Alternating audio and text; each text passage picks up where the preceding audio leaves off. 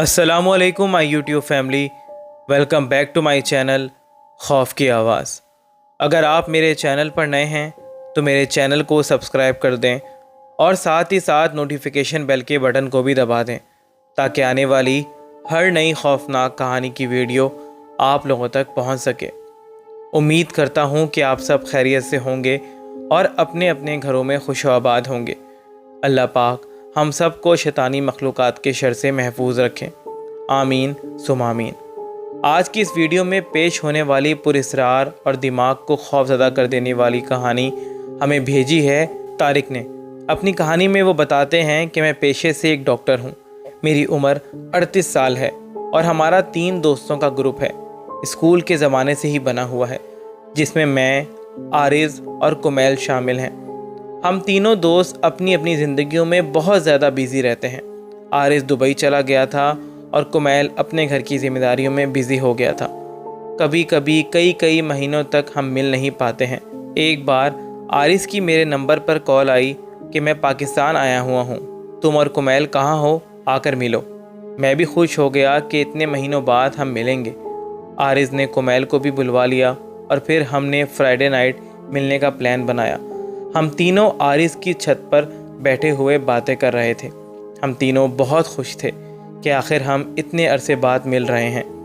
हम तीनों अपने पुराने दिनों को याद कर रहे थे कि पहले ज़िंदगी कितनी सुकून वाली थी, ना कोई टेंशन थी और ना ही कोई ज़िम्मेदारियां थीं।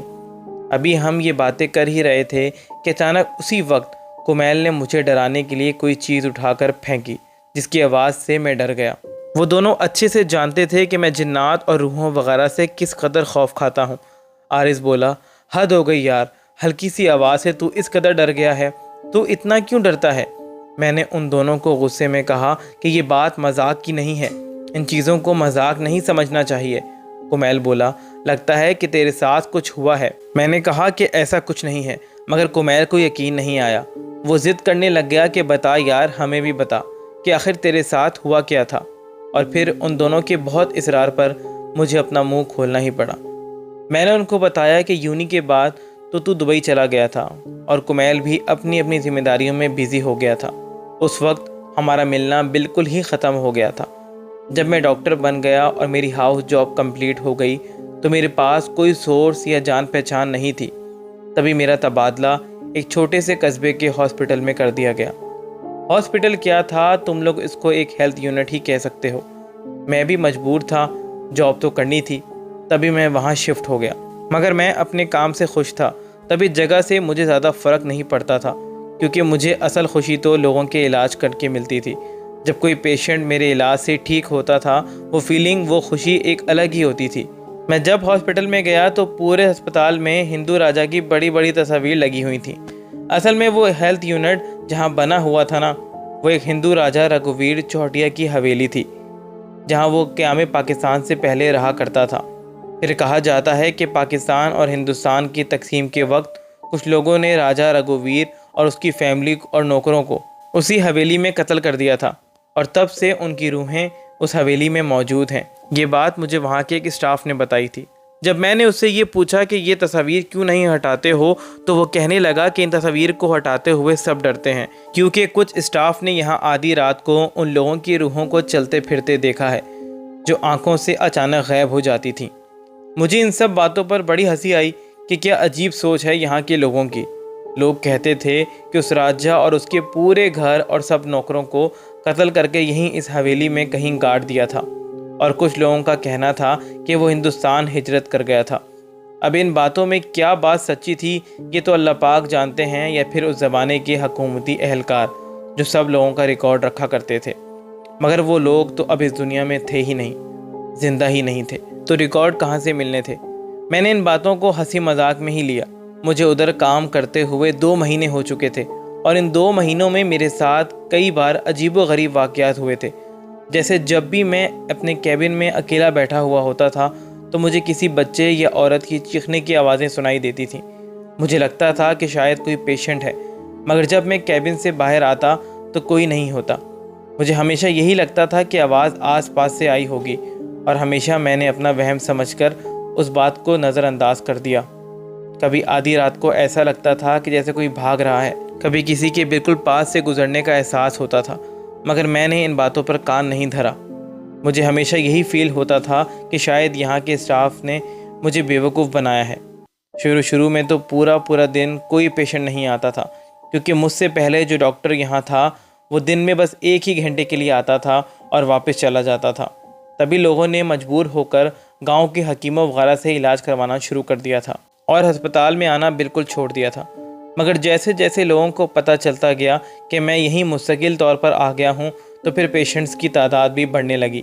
वहाँ स्टाफ तो बहुत कम था और शाम के बाद कोई हॉस्पिटल में नहीं रुकता था, क्योंकि शाम के बाद कोई भी पेशेंट नहीं आता था। ज़्यादातर स्टाफ भी शाम के बाद अपने अपने रूम्स में आराम करने के लिए चला जाता था और मैं भी इमरजेंसी वार्ड में ही एक बेड पर लेट जाता था। एक शाम इमरजेंसी वार्ड में 2 पेशेंट आए। एक लड़का था जिसका बाइक से एक्सीडेंट हो गया था और उसकी टांग की हड्डी में सूजन आ गई थी। उसकी पट्टी और दवाई के बाद मैंने उसको एक रात रुकने का मशवरा दिया, मगर वो लोग कहने लगे कि आप हमें दवाइयाँ दे दें।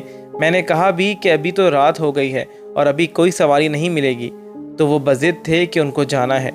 असल में उनकी वालदा को इस हॉस्पिटल के बारे में बहुत कुछ बताया गया था, तभी वो यहाँ रहते हुए डर रहे थे। खैर, मैंने दवाइयाँ लिखकर और ज़रूरी एहतियात बताकर उनको फारिग किया। और दूसरी पेशेंट एक बच्ची थी जिसको बहुत तेज़ बुखार था और वो बहुत बुरी तरह काँप रही थी। देखने में तो आसार मलेरिया के लग रहे थे, क्योंकि गाँव कस्बों में ये बीमारी ज़्यादा हो जाती है। इंजेक्शन लगाकर उसका बुखार तो कुछ कम हो गया था, मगर कभी कम नहीं हो रही थी।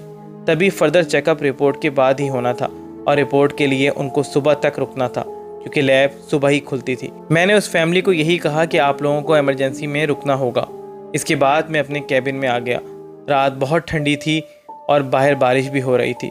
चांद भी बादलों में कहीं छुप गया था और बाहर घना अंधेरा था। उस रात बहुत थकान सी महसूस हो रही थी। तभी मैं भी अपने कैबिन में आकर सर टेबल पे रखकर अपने पुराने दिनों को याद करने लगा और उन्हीं दिनों की याद में मेरी आंख लग गई।